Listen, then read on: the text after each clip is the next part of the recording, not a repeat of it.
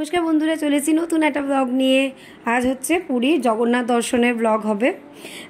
তোমরা দেখতে পাচ্ছ আমরা কিন্তু খুব সকালবেলা উঠে জগন্নাথ দর্শনের জন্য বেরিয়ে পড়েছি। প্রায় আমরা 6:30 মধ্যেই বেরিয়ে পড়েছিলাম, যাতে ওখানে মানে মোটামুটি কম ভিড়ের মধ্যে আমরা খুব ভালোভাবে দর্শন করে নিতে পারি। আর সত্যি কথা বলতে আমাদের যিনি পান্ডা ছিলেন লিট্টুদা, উনি কিন্তু আমার মেয়েকে হোক বা বাচ্চা বা আমাদের সবাইকে খুব সুন্দরভাবে দর্শন করি। যার সঙ্গে যেহেতু আমাদের গোপাল ছিল, তাই এইবার আরও অদ্ভুত কিছু ঘটনা ঘটেছে। মানে রীতিমতো একজন পান্ডা আমার হাত থেকে গোপাল নিয়ে বাবার কাছ থেকে শুইয়ে দিয়েছে, আর তার সঙ্গে দিয়েছে বাবার পায়ের ফুল, মানে জগন্নাথ দেবের পায়ের ফুল আর অনেকগুলো তুলসী। যাই হোক, এটা আমাদের কাছে বিশাল বড় একটা পাওনা। আর এই যে অটোওয়ালাটা এতক্ষণ যে কথা বললো, উনি বলতে চাইলেন যে নবকলেবর যেটা হয় 15 বছর অন্তর অন্তর জগন্নাথ দেব দেহ রাখেন, এবং মানে আমাদের উড়িষ্যারই এক অংশের মহিলারা সধবা থাকা সত্ত্বেও বিধবার মতো কয়েকদিন দিন যাপন করেন। তারপরে অশৌচ কেটে গেলে তারা পরিষ্কার হয়ে স্নান টান করে আবার নতুন জামা কাপড় মন্দির থেকে পাঠানো হয়। সেই জামা কাপড়ই কিন্তু ওনারা পরেন এবং পরে নিজেদের আবার রোজকার জীবনযাপন শুরু করে। যাই হোক, এই যে দেখতে পাচ্ছ আমরা কিন্তু পৌঁছে গেছি। এবার কিন্তু মন্দিরে ঢুকতে হবে। আর মন্দিরে ঢুকতে হবে, তোমরা সবাই জানো যে ওখানে মোবাইল ফোন, বেল্ট, চামড়ার কোনো জিনিসই অ্যালাউ নয়। যাই হোক, নতুন অনেক কিছু নিয়ম টিয়ম হয়েছে মন্দিরে, কিন্তু সত্যি বলছি যতবার আসি ততবার যে কি অদ্ভুত রকমের একটা শান্তি আসে, সে না বলে বোঝাতে পারবো না। কি যে ভালো লাগে সেটা না বলে বোঝানো যায় না এই মন্দিরের জায়গা। এই যে দেখো, এরপর লিট্টুদা এসে গেছে আমাদের মন্দিরে নিয়ে যাওয়ার জন্য।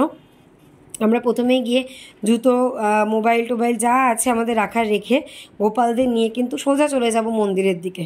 আর প্রত্যেকবার দর্শন করি, প্রত্যেকবার দর্শন করে একই রকমের শান্তি পায়।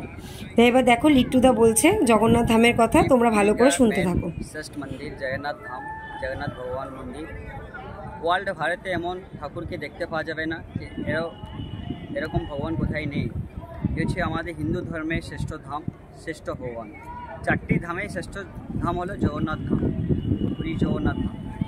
এখানে লোক ঘোরাতে আসে না, এখানে ধামেই জনে আসে। ধামের ভিতরে শ্রেষ্ঠ ধাম হলো জগন্নাথ ধাম। এই যে ভগবানকে দেখছে, জগন্নাথ বলরাম সুভদ্রা ভিতরে বসে আছে। ইয়ে হচ্ছে নিরাকারী রূপে ভগবান বসে আছে, কলি যুগে নিরাকারী রূপে বসে আছে। কেন? একটা যুগে ভগবান আসছে একটা রূপে একটা অসুরকে বিনাশ করার জন্য। এটা কলিযুগ, কোন অসুরকে বিনাশ করবে? যত মানুষকে দেখছে সব অসুরের সঙ্গে সমান। না সুজনে ভগবান না হাত পাও নিয়ে আসলে, হাত রাখলে তো অস্ত্র রাখতে হবে, পাও রাখলে তো ক্ষমা চাইবে, কান রাখলে তো শুনতে হবে। ওনার জন্য ভগবান হাত পাও কিছু রাখলে না, নিরাকারী রূপে বসে আসলে। কী রাখেছে তাহলে কলিযুগে ভগবান? শুধু ভগবান দুটো চোখ, বড় বড় চোখ নিয়ে বসে আছে, সংসারটাকে দেখছে কীভাবে চালছে। যে যা করে এইখানে ভক্ত হয়ে, লোক বলে মরে গেলে উপরে গিয়ে ভক্ত হবে, কিছু উপরে গিয়ে ভক্ত হবে না, সবাই আমাকে এখানে ভক্ত হবে। ইয়ে হলো জগবন্ধুরে জায়গায়। এইখানে প্রত্যেক দিন লাখ লাখ লোক আসে দর্শন করাতে, কখন কার কিছু অসুবিধা হয় না, ভালো মতন দর্শন করে যায়।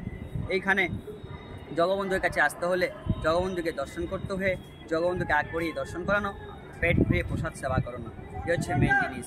জয় জগন্নাথ। তোমরা দেখতে পেলে লিট্টুদা বলল জগন্নাথ দেবের গল্প।